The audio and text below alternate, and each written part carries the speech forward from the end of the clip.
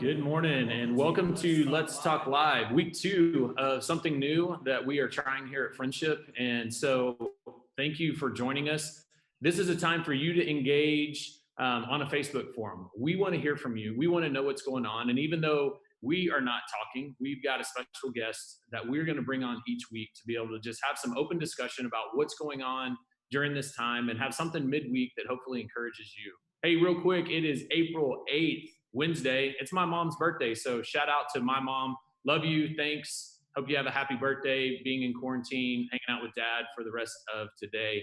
But this morning, as we get started, this is a time. So if you're on Facebook right now, we want to see questions and engagement that maybe you have specifically for our guests or for us here in leadership at Friendship. And so this morning, our guest is Miss Kimberly Bertram. Round of applause. We're going to have to come up with sound effects and things like that. For this morning, Kimberly is here. She's part of our leadership team here at Friendship. She leads our ladies' Bible studies on Tuesday night and leading a group of women. She's been involved with our children's program. And so we're excited to have her on this morning to talk a little bit about what's going on in her home, her life, and her ministry as we all learn different things. So Kimberly, thank you for being with us this morning. Give us a quick update. Tell us a little bit about the Bertram household. The Bertram household. Okay, I'm married to Seth, who maybe you've seen. He's super tall, so he's hard to miss. And I have 2 kids. Grace is 12, I think, and Micah is 11. It's hard to keep track. They go to Veritas Academy, so this homeschool thing is familiar to us, but not 5 days a week. So I'm in the thick of it with everybody else right now. So I may have a kid pop out here and ask me a math question. You don't know what might happen. All right. Well, I see you're coming to us live from your beautiful backyard. And I know you have 2 dogs that look like small brown bears. So we do. I made them stay inside because they did not need to be in this video. Yes, we have 2 very large dogs. I just wanted our viewers to know that if they saw them, this is not Bertram Wildlife at your house. Well, a couple questions for you this morning. What is your biggest role? I know you have a career, you're a wife, a mom, so many different roles that you play. What's the biggest role this week? We could say right now, but I think it changes day to day. So what's happening this week with the roles that you play at your home? Yeah, this week I am not a lawyer very much. This week I am mainly a homeschool teacher. Like I said, my kids are normally home with me 2 days a week doing homeschool, and at school 3. Now it's all me all the time. Bless those teachers who are hosting classes online here and there. So I'm homeschool mom right now until about 4 o'clock in the afternoon. And then I'm mom if I'm not hiding in my room. Quietly. Okay. Yeah. If you've had your quiet time that you're looking for right after that. Well, as you prepare during this week of Easter, is there something special that you do in your home as you prepare? You know, Corby, I feel like all bets are off in this weird season. All of our normal Easter routine has been completely thrown off. Our family, you know, we love Easter. We love an Easter egg hunt. We have our friends over. We do a backyard Easter egg hunt every year. At school, they hit Holy Week hard the whole week. All of our regular Easter routine has been kind of thrown off. And I keep thinking about the people that brought the paralytic to Jesus. And they couldn't get him in through the front door because the crowds were too big. So they had to cut a hole in the roof. So to get the man to Jesus, they had to cut a hole in the roof and lower him down. And I keep thinking, this is a season where I'm having to cut some holes in some roofs, because the way that I would normally get my family, and Seth and I would get our family to God in this Easter season, it looks completely different. We're having to be creative. So there's no backyard Easter egg hunt. There's no school walking them through the Easter story every day. So we're doing it on our own. We're just in the Word with them, walking through that story. It's simple. There's no crowds of friends here, but that's okay. We're just trying to remember how real the resurrection is in a different, quieter way. Yeah, engaging our kids and our families in a different way is okay. I think we need to let ourselves and give ourselves permission that different is okay, as long as we think outside the box even. And it gets our creative juices flowing. And so as y'all look to engage with other families, are you finding it easier to engage with other families or moms, or what does that look like in outside the home trying to engage with others? Yeah. I'm cutting some holes in some roofs there too, Corby. I know you are at church as well. If you had asked me a month ago, would I ever want to host ladies Bible study online? I would have said, why would I ever do that? That's a terrible idea.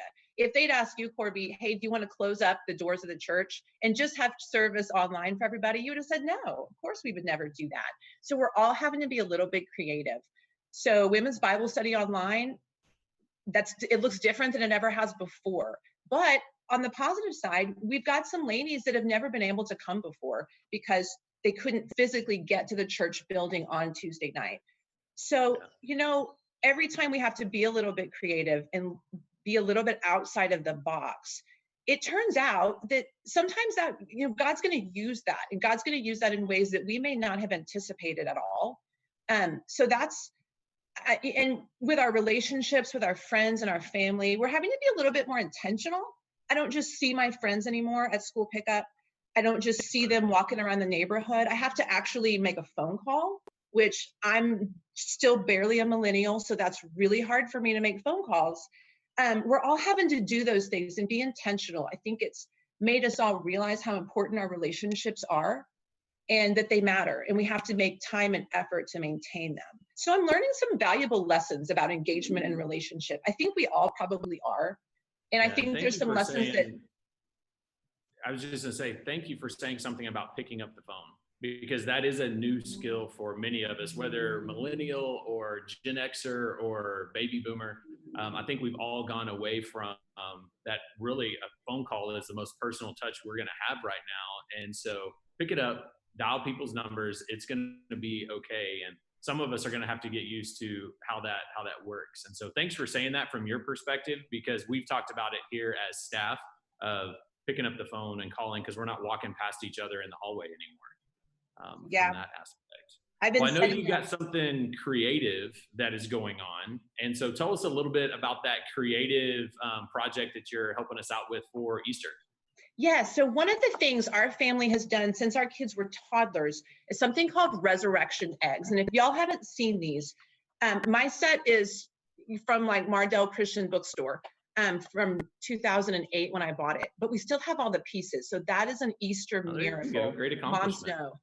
So these are my eggs. Oh, there's my book. So these are my eggs. And each one of these eggs has part of the story of the gospel. So I'll open this one up, for example. Here's our little donkey. Can you see my little donkey, Corby? There you go. Yeah. I cannot believe we still have this. Awesome. So each one of these eggs tells a part of the resurrection story. It's a really great tangible way for kids to really put their hands on and play with the pieces and tell the story over and over and over again. So we sent out a DIY, we're a DIY church. Now we're going to DIY some resurrection eggs, y'all. It's super easy. We sent out a way to do it yourself. You can be creative with whatever you have on hand. Send your kids out for a scavenger hunt. You don't even need eggs. You can use Dixie cups. You can use an old egg carton that's empty and just put each thing in one slot. So have your kids make those. I'm going to do a video later today. Seth's going to help me. We're going to do a video walking through these eggs for your kids on Sunday. So if they made their own, they can do it with me. If they didn't, that's okay too. They can watch me go through it. I think it's going to be fun. Again, it's a hole in a roof. I didn't really intend on making a video.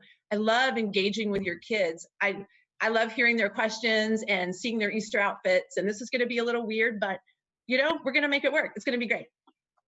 Well, thank you so much for putting that together. And so go to the friendshipcreekside.com. That's our website. You'll find that information there. You'll also find a reading plan for this week. If you want to walk through the scripture and just as we go through this week, you'll find that on our children's page. For our students, there's things there. And then adults, go to our Empowered Homes part of the website.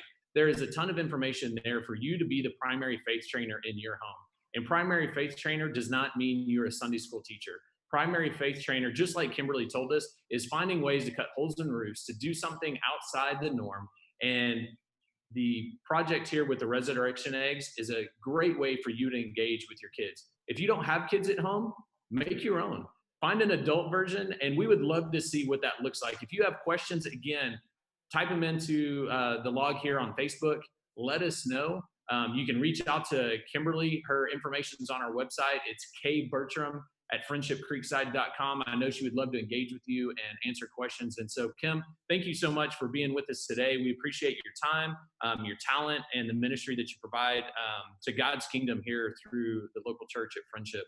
Have a great day. We'll let you go so you can get some of that homework done. Teaching a class today. Corby. Thank you so much. All right. Bye, y'all. We appreciate it. And for the rest of y'all, let's talk live. We'll see you here again next week. Have a great rest of your Wednesday. We talk to you soon. Love you guys.